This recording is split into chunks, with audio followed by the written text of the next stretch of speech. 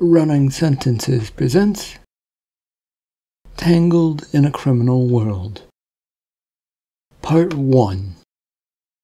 Life on the Streets. The life of Micha has been a bit of a rough one and all over the place, but he's now on the road to setting it right, if things go well. A pity that something always seems to go wrong for him. This story was written and narrated by Micha. It is a work of fiction, so any names, characters, businesses, events, and situations within this story are products of the author's imagination. Any resemblance to real people, situations, characters, businesses, events, and/or fictional businesses, characters, events, and so on is purely coincidental. Copyright 2024, Micha, all rights reserved. The quiet streets of Uisce were to Micha not that great. It meant that something might be going on and fall down on his head. He'd been clean ever since his 17th birthday, a year ago. No crime, nothing but hard work and a bit of schooling here and there. Now, though, he's on his own, with no one telling him what he can and cannot do, and no guidance, since his last workplace had closed. With a grumble, he finds himself leaning against the wall, letting his slight, thin frame touch just the shoulder blades against the bricks. It's an employment office of some sort, but the last few days it had not opened or taken in anyway. Hell of a day to starve because the government can't operate? He says this mostly to himself, and the words weren't meant for anyone in particular. More or less, they were just out of his mouth before he could think about it. The line of people who were waiting to get into the office building didn't seem to even be bothered by his comments. Many people seemed to have the same thoughts, he figured. Make way for the boss. The click of a cane taps against the brick-packed road not far away as do some hurried footfalls of people approaching. No one is in your way. The street is clear of activity, and the only people here are waiting for an office to open. We're all off to the side, so unless this person is blind... Once again, the words were out before he could think much about them. Inwardly, Micha cringed, but he kept a straight face. Who said that? Who questioned the boss? The rest of the group shrink away, and having no idea why they were doing that, Micha steps forward. All's well that ends well, and in this situation is probably going to end poorly for him, but he already knew it was too late to walk it back now. Me. I'm not blind, thank you, but I do need people to get out of my way, a man's voice demanded. What for? You have most of the sidewalk to walk on and an empty road that is also right there. The worker leading this man with a cane came right up to him and to a stop. They both looked to have at least some wealth, judging from their clothes and demeanor, which meant things were definitely about to go poorly for him. The rich hate those beneath them, even those slightly beneath them, and he probably leagues under that. I have a shipment coming through in a few seconds. It needs this sidewalk to be clear. The whole group of you are in the way, the man with the cane said. The line that was there, now mostly, aside from a few stragglers, vanished. There is a road right there, unused. Why not use it? Micha offered. The man ordering the sidewalk to be clear was a good foot taller than Micha, and leans in, using his cane, raising Micha's face to make sure that their eyes were meeting. You make a lot of statements and ask a lot of questions. I have a right to this sidewalk. I don't see why I should give it up, Micha replied, still rather defiant. We'll consider it revoked. Get out of the way. Micha held the man's eyes defiantly and didn't move. Why move when he is in the right about this? Even if this man is some important businessman, he still has to treat others with respect. Sir, I don't think we have time for this right now. the worker for this man holding a cane, said, "We make time to make sure that those that are below us know that they are below us. This one before us needs to learn that lesson." Yes, of course, sir, but there are a few policemen now approaching," the worker said. A look to the side by this businessman and Micha shows that indeed there are 2 patrolling officers coming this way. "Excellent, then they will help me out with this one." "You think they'll take your word when I've done nothing wrong?" Micha asked. "Of course they will. You're a street rat and no one wants to deal with those types." The man with the cane almost proudly said this. Sir, if you are caught, though, and the officers know who you are," the worker said, encouraging his boss to move on. The businessman scowls for a second at his worker, then takes a step away. "I suppose for once a rat doesn't matter, but if I come across you again—" "Oh, you won't. I'm not stupid enough to get caught up with criminals." "I'm not that sort of creature. Good day." With a flurry, the man turns and paced off right before the cops arrive and also come to a stop. "Mr. Micha, it has been a while." Micha felt his blood run cold at the voice he hadn't heard in a while, which had now greeted him. He turns to look at the officer, a badgered old man with a long beard, and felt his day going from worse to fucking terrible in mere seconds. "Mr. Occult, I see you're still working as hard as ever?" "Yes, it is hard work to keep the streets clean of troublemakers." I think you just missed some. They went that way, a businessman and its worker who wanted to use the whole sidewalk for themselves." This officer steps closer with a leery grin that showed it was missing a few teeth and not really paying attention to what he was being told. "Did I now?" Yes, you did." "Are you sure it wasn't you causing the problems?" Micha sneered at the officer named Occult, which also happened to be part of his profession. There's nothing ever good about running into someone who'd already made up their mind about things. "I have a right to be here and standing here while waiting for an office to open." "Do you work here, then?" Instead of answering, Micha pointed with his thumb to the sign near the door of the establishment. The other officer looks up while Occult continues to stare down at Micha. "The unemployment office. I didn't even know we had one of these in town," this other police officer said. "It's supposed to be open, but hasn't been for the past few days." "Then what are you doing here, Micha?" "Waiting and hoping that it opens its doors so that I can go to work and get some food to eat." "You work? You don't do honest things. You're the type who will always be a criminal," Officer Occult crooned. "Well, I've been trying to find honest work since my last incursion with you, and yes, I served my time and worked at the house to clear myself of all problems." His words don't appear to have much of an effect on Occult, so he takes a few steps away. There are a lot of things he'd like to say and do at this moment to this cop, but he didn't want to get into trouble, not now.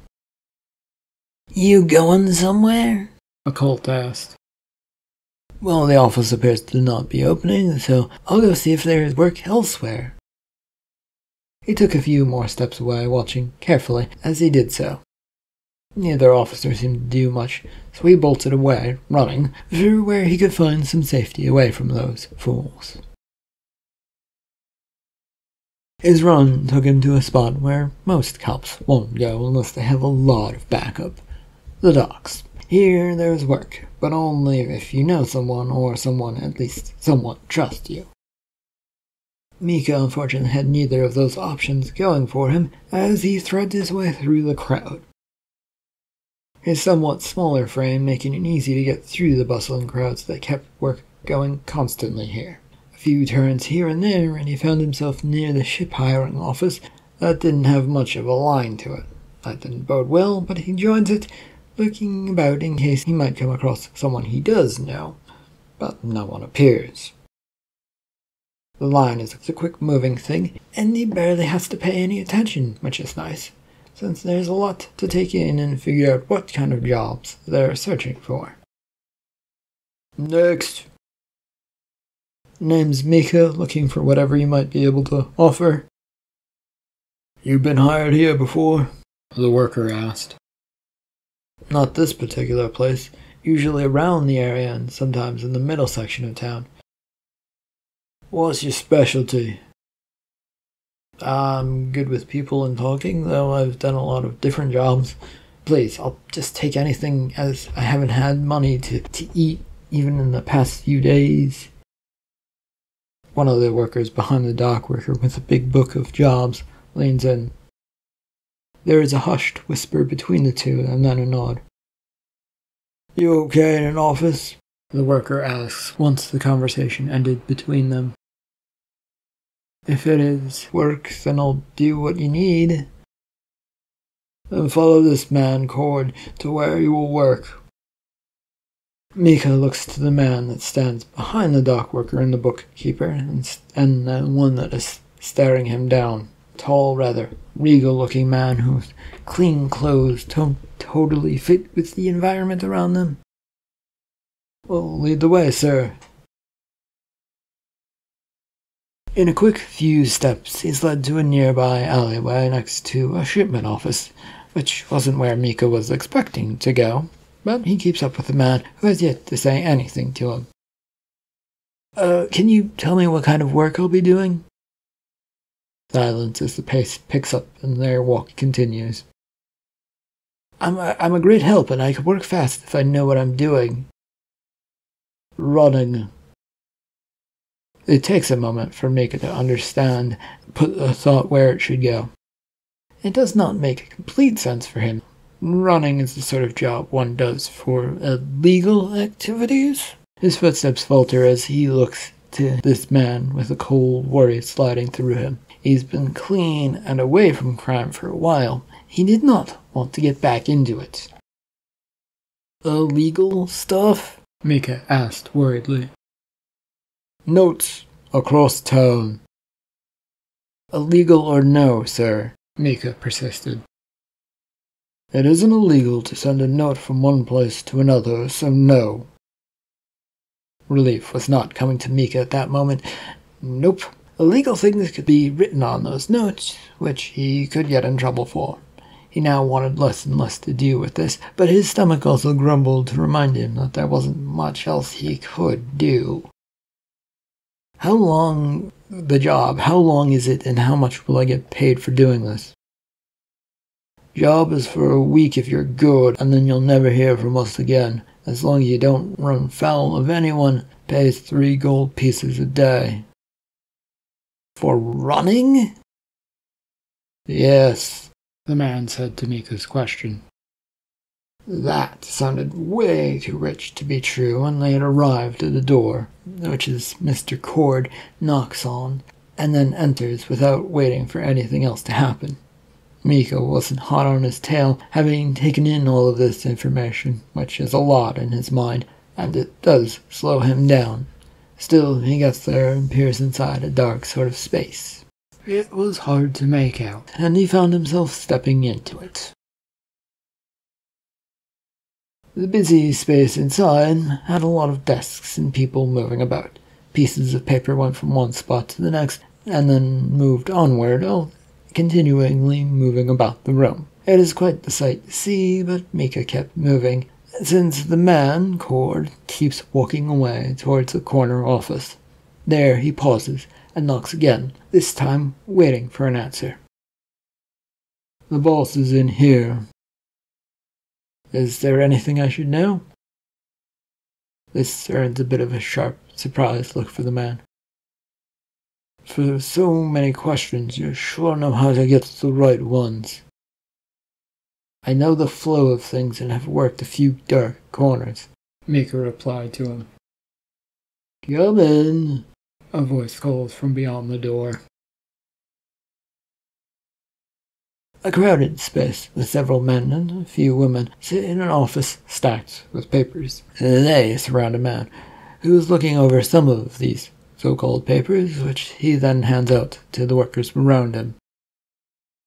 Got one for you. Nimble and quick, Mr. Cord. He'll do from those that showed up today. We cannot make do if it possibly lose us jobs. Might not get those jobs if we don't try, though, sir. True enough. What's your name, boy? Micha. You ever run before? Once or twice, sir. He looks over this smarmy man at the center of the desk, looked up, not that happy with the answer he'd been given. Micha tries to make sure he can meet the eyes of the man, more so that he can get a sense for this job and this person. Being a bit defiant was not a bad thing, but it might not also help all that much either. You're unsure of how many times you've done a job, came the careful, thought-out reply. Life, sir, has a tendency to make memories a bit weird. Things begin to clump together. I believe that's how you old folks refer to it. A slow, angry grin crawls at the man's face, like he was amused by this, should not be showing it. Who did you work for, then? The Cauldron Gang and other various jobs. Does that gang know you well? Micha offers a shrug, since he really could not say for sure. It had been a quick job, and one that had gotten him sent to jail for a few nights. In the end, he'd been released, but he hadn't gotten around to being in contact with them again, and he knew one or two of them around town, but that wasn't going to do with the way this man was staring at him. I need an answer. I ran into trouble the last time I worked for them, but we parted on good terms. The man sighed and sat back in his chair, looking at the associate who brought Micha here. There seemed to be some sort of conversation going on between them. Mentally? Could it be this man had those sort of magic abilities that were rumored to be going around here? With no time to think about that, Micha decided to get more familiar with his surroundings and look at the desk, which helpfully had a placard with the man's name on it. This man at the desk might be a Mr. Vance, or someone who uses this office. It could be Vance. It wasn't easy to tell. Can you avoid the place and run? I can offer to try and do that. I have no promises, sir. Why not make a promise? Vance asked. Because then you will try and use that against me if I do fail. I'd rather such things didn't happen. Yes, I see you're a rather smart young man. Seen much of the streets? Who hasn't these days? And with all the people coming to the city because of problems and unrest around the area, that and the rumors about magic, everyone lives on the streets and deals with what they have to offer. Micha retorted, and continued his search about the room, looking for something to set it apart, but it really just felt like an office space. The man named Vance nodded and picked up a few letters from the table. These need to be delivered across town. 3 gold, and it will probably take you the rest of the day. Do you agree to that? Nothing illegal in them, right? Micha asked. Well, that is none of your concern, but we ain't trusting someone we just met with important papers. And we don't do illegal things to get that out in the open now. Do you agree? Vance said. I'm going to be paid after I return, I guess? Micha questioned. The man nods to him, and Micha nods back in return, as he reaches out and receives these letters. The man who escorted him in then begins pulling him out of there by the back of his shirt.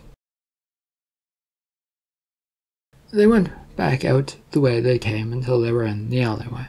Micha stood outside the door for a moment, waiting to see if this man had any further orders for him. "Do you need something?" "The addresses for these three," Micha asked for. "On the envelopes, dumbass. Now go and don't come back here until they're all delivered to the people whose names are written on them." Micha wasted no time in walking away towards the end of the side alleyway he was on. Once a bit away, he glances over the 3 little slips of paper, trying to get a sense for where they were. The first and simplest was near the docks, and shouldn't be too far away, but since he'd also not been given orders for which order that these must be delivered in, so it could wait until the last, since that would simplify his job.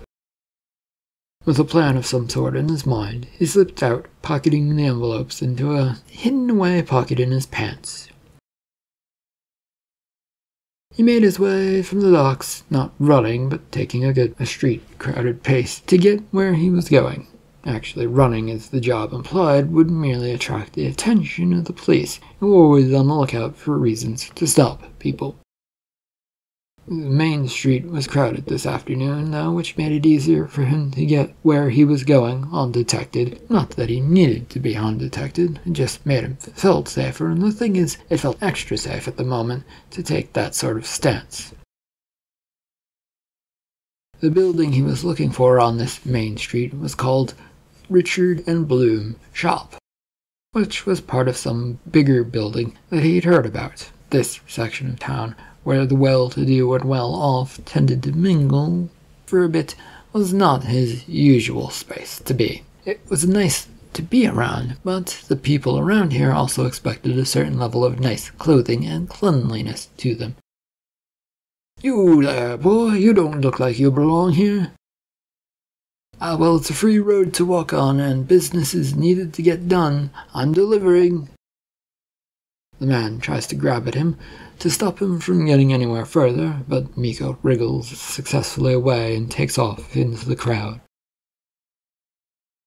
A few side alleyways pass before Micha, and he hurries this way and that till he finds himself at the back entrance of the shop he had been looking for. It was busy back here, with a few shipping crates being loaded onto various carts and then transported off to somewhere. A foreman was keeping everything moving about the place without anything running into one another, so he chose to go talk to him. Sir?" "We aren't hiring, boy," the foreman said with a glance to Micha. "I have a message for—" He pulls one of the envelopes from his pocket and looks at the name on it. "Robert Dune, who is to be at this location." "You don't look like a postman." "Runner," Micha said. To this, the foreman's eyes narrow, and he jerks his body towards the back cargo doors. "Do we have a Robert Dunn here?" A murmur runs through the group of workers, but no one responds yes or no, at least not yet. "He might be upper management or working inside." "You think I don't know the people that work here?" The answer was obviously yes, since the foreman was just asking about Robert Dunn working there. Micha thought the better of saying that kind of thing out loud, though. "Can I just go inside and see if anyone knows the man?"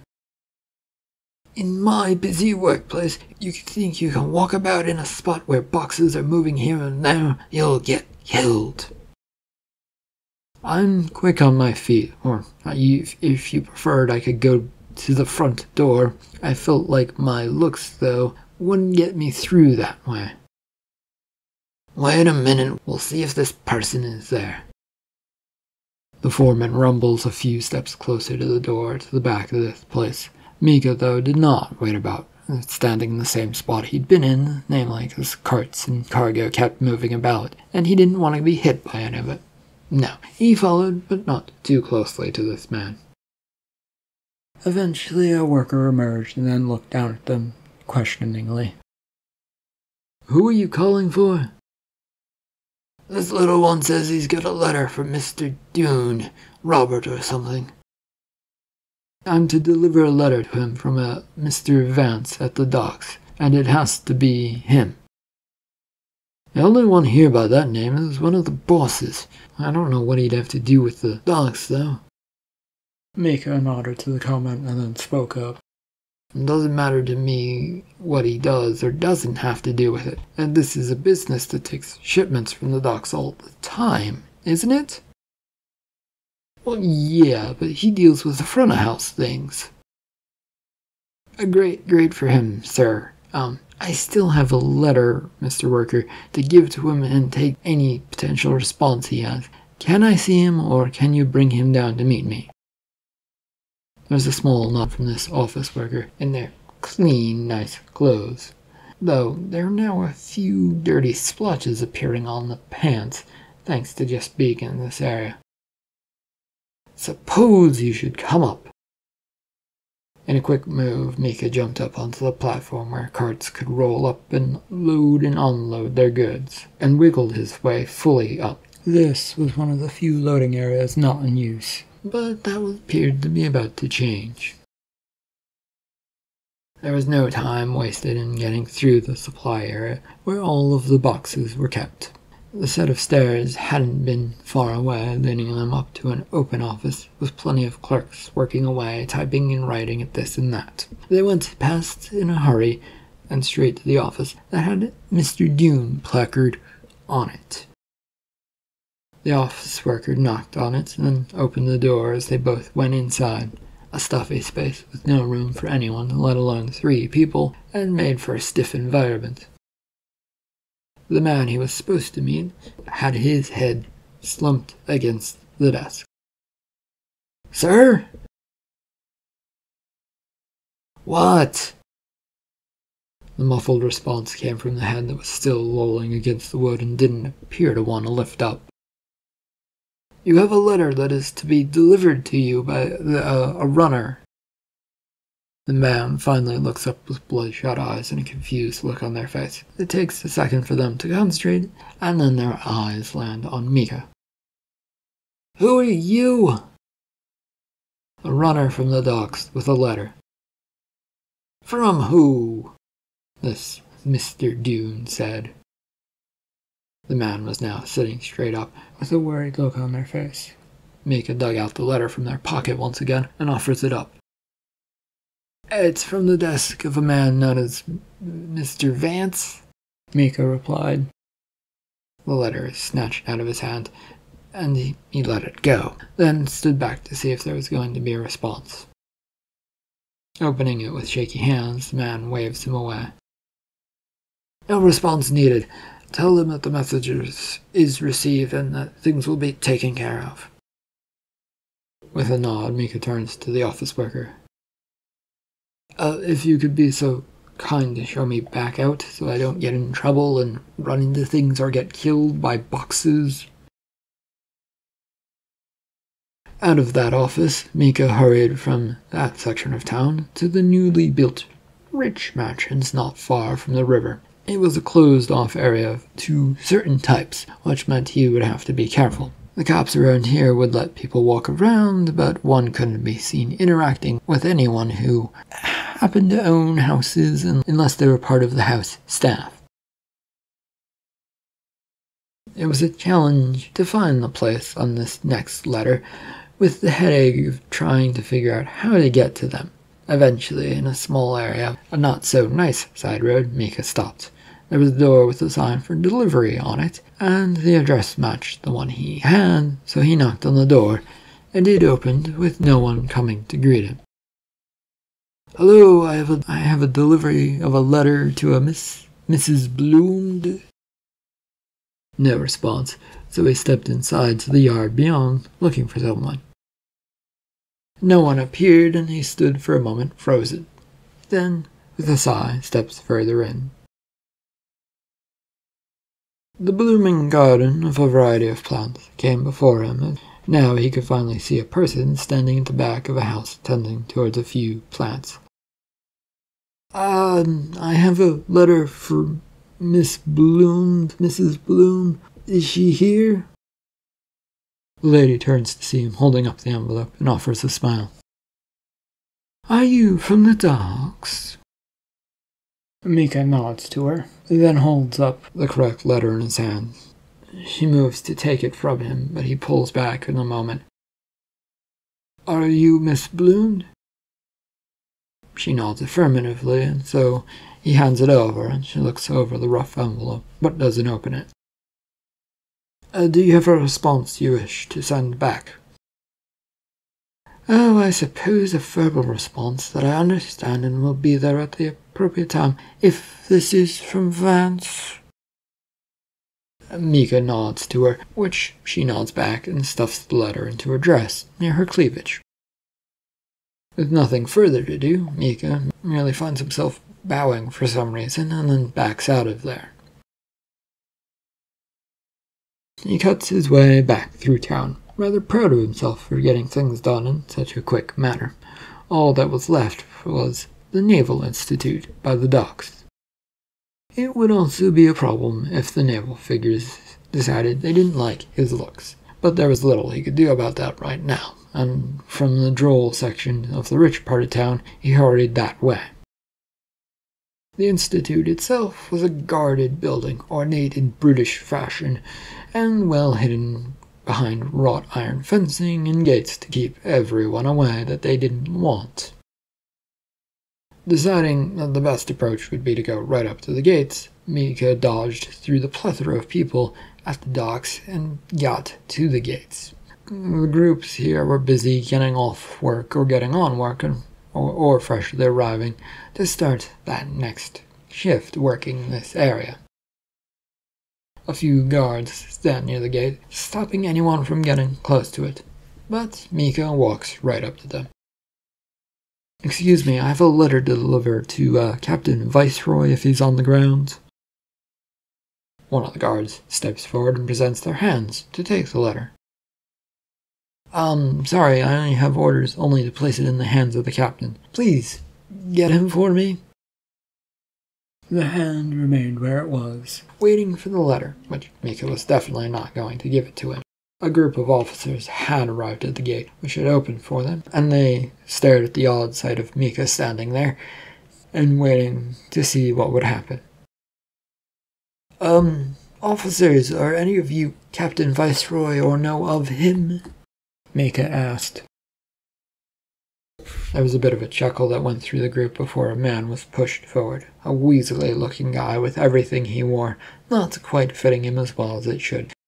That, along with the overly sized glasses, made him look like this was the last place he belonged. Yes, that is me. I have a letter from Vance, from the docks." There's a stare from the man, then a nod yes as he straightens up a bit. "Understood. No response. Tell him I'll be there tonight." Micha regarded the man carefully, but shrugs as he offers the letter, and it is taken. The job was done, except for reporting back, and with a nod to the man, he turns and runs off. Threading his way back through the dock area, Micha made his way back to the building he'd gotten the job from. He went around back, since the front of this shop seems to be closed already. A loose sign calling it Vance's shop swings in the soft breeze cutting through the area. Around back, he went and knocked on that door he'd been earlier this morning. It opened and out poked a man who brought him into the office in the first place.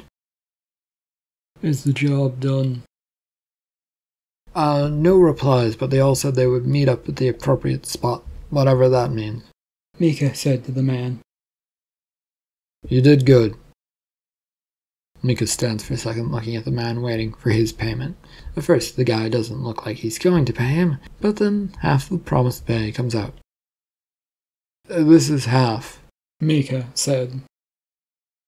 "I need you to stick around out front for a few minutes while everyone shows up.